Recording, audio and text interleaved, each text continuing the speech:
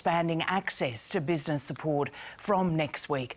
The Federal Treasurer, Josh Frydenberg, joins us from Melbourne now. Good morning to you, Treasurer. Welcome to News Breakfast. Good morning. Do you regret Good morning, that Lisa, and nice to be out of lockdown. Yeah, I bet. Do you regret that it's taken so long to get these payments back to JobKeeper level? Well, as the circumstances have changed, so has the response. And what we've seen yesterday was an announcement by the Premier of New South Wales that they were extending their lockdown for another month. That required increased support, and we did so both on the household assistance side as well as the business support side. So the household assistance, as you say, has increased from $600 to $750 a week if you've lost 20 hours or more of work, and from $375 to $450 a week if you have lost under 20 hours of work and more than 8 hours of work.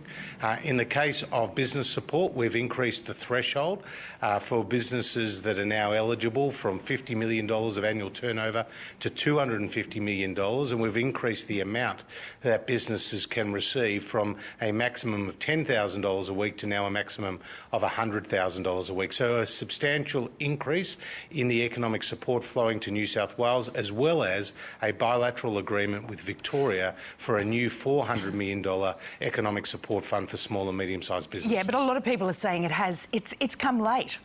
You know, the businesses and unions and social community groups were saying it needed to come a whole lot earlier than now.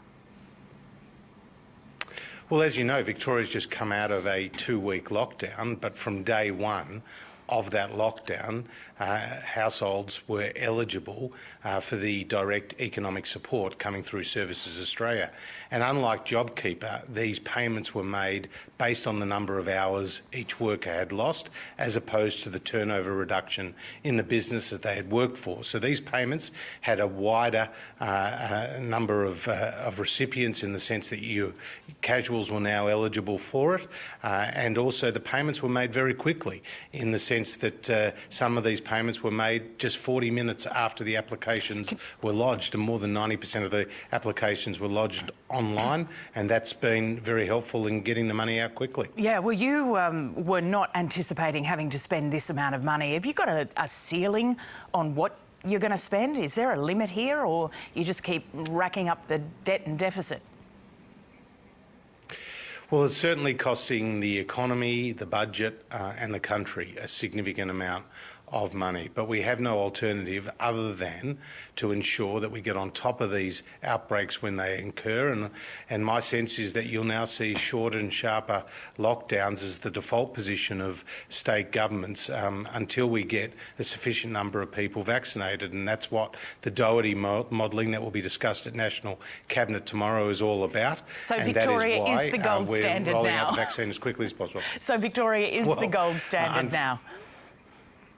Well, if you want, unfortunately and tragically, here in Victoria, more than 90% of the deaths have taken place, and we've been in lockdown for more than 200 days. But I have welcomed, and I did support, the short, sharp lockdown that the Andrews government undertook, and it's very pleasing to see life starting to get back to a COVID normal, although the restrictions are still in place in many parts of the city. And this is the kind of language, though, that you and the Prime Minister have been using, the gold standard, the Prime Minister now saying, we can go for gold, but apparently it wasn't a race, but it is a race. I mean, it's the language from the government that has led many people to be feeling the way they are.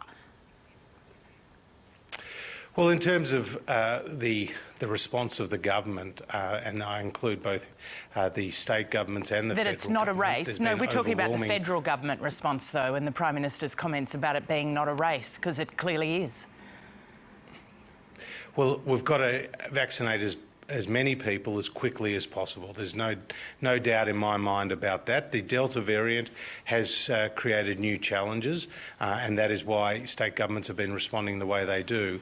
But the key point for Australia to not lose sight of is that we have now seen our economy become bigger today than it was going into the pandemic. That was ahead of any other advanced economy around the world. Yeah, but we're looking at a September quarter. There have been 100. Well, we're looking at the September quarter being negative, and could very well see the December quarter. In fact, what's your view on that today? How likely are we going to see a second quarter of negative growth and therefore a technical recession? Well, it's certainly too early to be definitive about the December quarter. My expectation, Lisa, is that the September quarter will be negative, but with respect to the December quarter, that does depend to a large extent how successful New South Wales, our largest state economy, is in getting on top of this virus, and that's why people need to follow the health advice, and that's why it's also important for our economy that both South Australia and Victoria have come out of these lockdowns. But let's not lose sight of the fact that we have avoided the fate of so many other nations with the huge loss of life. The average across the OECD is more than 30,000 lives being lost to COVID. Indeed, in the UK, which is opening up right now, 130,000 lives have been lost. Tragically, in Australia, we have seen just over 900 lives that have been lost, but it's far below the numbers of lives that have been lost around the rest of the world. And as I did say, the economy did bounce back very strongly after the lockdowns we saw last year. But we can be confident about the inherent resilience and strength of our economy. If we get on top of this virus, I am confident that the economy will bounce back strongly. And if we get that vaccination rate above 17.2%. Treasurer, got to leave it there. Thank you. My pleasure, Lisa.